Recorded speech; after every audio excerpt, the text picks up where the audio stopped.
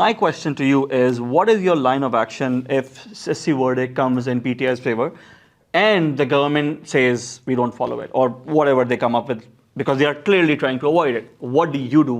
You must have thought something in your mind. Look, when I dissolved my two assemblies, we got the top lawyers, we looked at the constitution. Every lawyer in Pakistan has said that the moment you dissolve your assemblies, no government elections have to be held within 90 days. I mean, this is unambiguous. There is just no doubt about this thing. So the moment you get out of 90 days, you are in violation of the constitution. And it is one of those violations where once you get out of 90 days, who decides when? So if the government says in October, well, why not in December? Why not next year? So the moment General Zia got out of the 90 days when he came into power and he said, I will hold elections in 90 days, the moment he got away, he lasted for 11 years. So if the government does not accept the Supreme Court verdict, means it is now violating the constitution, then the Supreme Court could slap contempt on the government. And let me assure everyone that the entire people of Pakistan will be standing with the Supreme Court. And what does PTI plan on doing? Are you planning on going back on roads? What's the line of action? No, I think it just won't be PTI. You will have the lawyers community, all the legal community will be standing on one side, because there is just no way you can. The constitution leaves no doubt that the elections have to be held in 90 days. So therefore, it will be very difficult to defend anyone who then thinks that the elections can be delayed, just because the government is petrified of losing the elections, because all opinion polls show that they are going to be decimated. Therefore, they just are running scared of the election, and they're willing to even violate the constitution. And this is very nicely leans into the next question that I have. You have been demanding elections since the moment you left the government. You were basically ousted. And all the by-polls you have swept, you have gone like 7-6-0 in your own election. And you have expressed multiple times that you are looking to sweep the elections. 2/3 majority is what you're looking for. And you have also said in your previous interviews last year that we will not accept the result if we don't get that. So my question to you specifically would be, will you accept this election result if you don't get outright the majority and will be forced to make coalition government? Are you confident of free and fair elections? I have never said that I will not accept the election results if we don't get 2/3 majority.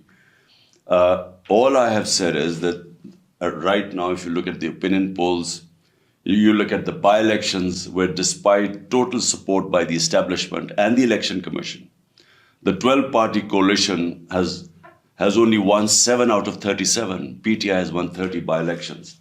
So it reflects that the PTI is going to sweep the elections, and hence the government scared of elections and running away.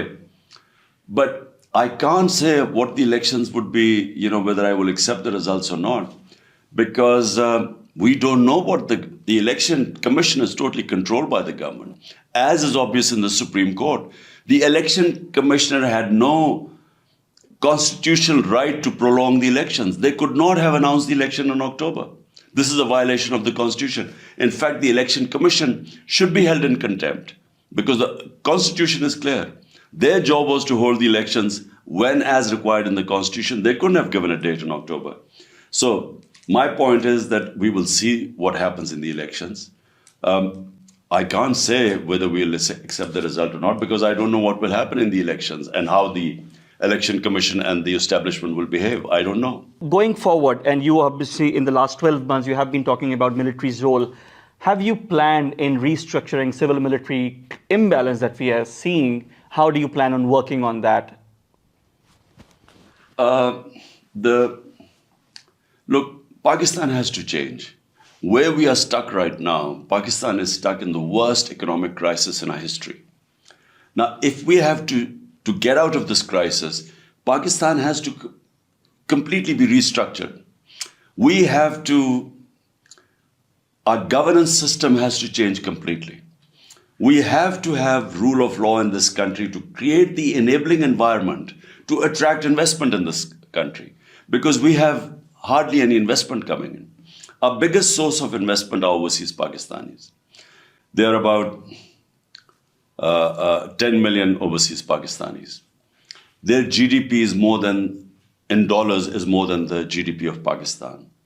The 16,000 US American physicians, Pakistani American physicians, their net worth is $200 billion. The 10 rich Pakistani businessmen in the US have net worth is $25 billion. Just the money sent out from Pakistan, from Pakistanis to Dubai, where they have brought property in Dubai, 20,000 Pakistanis have property worth $10.4 billion in Dubai. So now, number one, why is money going out of Pakistan? Dollars going out. Number two, how can we attract the huge 10 million Pakistanis with dollar deposits, dollar earnings? How can we attract their investment into Pakistan? That is the two issues. And that can only happen if we fix our governance system. But I'm specifically asking about the civil-military imbalance that has, caused so much grief in the last 1 year, as you clearly mentioned in the first answer. Specifically, keeping to civil-military imbalance, how do you look at that? Look, the civil-military imbalance cannot work if you want to improve Pakistan. I mean, the current civil and military imbalance has to change if you want to Pakistan to get out of this mess. And by that, I mean rule of law. You cannot have a system where the Prime Minister has the responsibility, but he does not have the authority to implement his policies because that authority is shared with the military. There's no doubt that there's a role of, you cannot wish away the role of military in Pakistan because it's entrenched for 70 years. But you need that balance. If you do not have that balance, you cannot have that governance system. That governance system is needed now for Pakistan's survival. You can only attract investment in Pakistan if you have rule of law in the country. Out of the 140 countries in the world, Pakistan's rule of law index is 129. So if you don't have rule of law, you can't attract investment. Without investment, Pakistan is stuck in this debt trap. We are stuck. We're just taking loans to pay back loans. It's almost like a domino effect, like everything is collapsing. Point is, the way we stand today, unless we completely reform our governance system and base it on rule of law, I don't think, you can come up with the best economist. But in this environment, no economic policy is going to work. Right. So going on from there, in the March 25th, on your address in the Lahore, which you had such a massive crowd, you talked about reforming the country as you presented this 10-point economic agenda. Could you be more specific about those reform agendas, and what would you have done differently if you were still in power right now, like in the last 12 months? The only thing different would have been to impose rule of law. Look, I have seen countries, I have spent a lot of time in England as a professional cricketer, and then I went to university before. So the big difference in countries that are prosperous and the ones that have high levels of poverty is only one: rule of law. But that's isn't a very generic, very broad level thing, which is why I'm specifically asking in terms of immediate concern that we have, like, for instance, economy. Look, how would you look at it? Economy is completely connected with rule of law, which then establishes, gives the enabling environment for investment. Pakistan is very fortunate that it has, which I started in the beginning, 10 million overseas Pakistanis earning in dollars. It's very fortunate. Now, at the moment, all we rely on are remittances from overseas Pakistanis. We cannot attract their investment. Why can't we attract their investment? Because they do not have confidence in our judicial system and the rule of law here.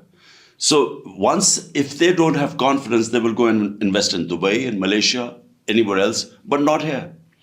And this is our biggest handicap, because what is the problem of Pakistan? It's our current account deficit. Our problem is that we have more dollars going out than coming in. Now, the question is, how can we attract dollars in Pakistan? The number one way, of course, is exports. But if we start from, if we have power from day one, it's going to take time before we get the industry going. We get sort of all the country geared towards export. We are at the midst of quite a upheaval in our region going on right now. We also have to balance between China. Often we have people say we are Chinese colony. Then we have America on one side. Then we have hostile neighbor on the eastern front. We have security concerns on the western front. Specifically speaking on these foreign policy issues, very immediate ones, how do you see that? How do you plan on working towards them, considering we have had the whole conspiracy, thing had been going on? Look, foreign policy, number one, has to be for the benefit of your own population. Every nation makes its foreign policy for the interest of its people. So that's the beginning. Now, what is in the interest of Pakistani people? To have a foreign policy where we get out of any conflicts, like Afghan jihad, like war on terror. I mean, these conflicts cost us a lot. We suffered, especially the war on terror. 80,000 Pakistanis died. We had billions, over 100 billion lost to the economy because, who wants to invest in a country which is considered the most dangerous in the world? There are terrorist attacks going on. So we learned one thing, that we do not want to get involved in other people's conflict, number one. And then, why should we exclude ourselves like in the Cold War? We became part of the US bloc. But that meant that Russia and Central Asian countries, which would be great trading partners for Pakistan, even Afghanistan, all that became in the other sphere and out of our reach of trade. So why not have a foreign policy like India? India has a very mature foreign policy. It is trading with the US. It is trading with China. It is getting cheap oil from Russia.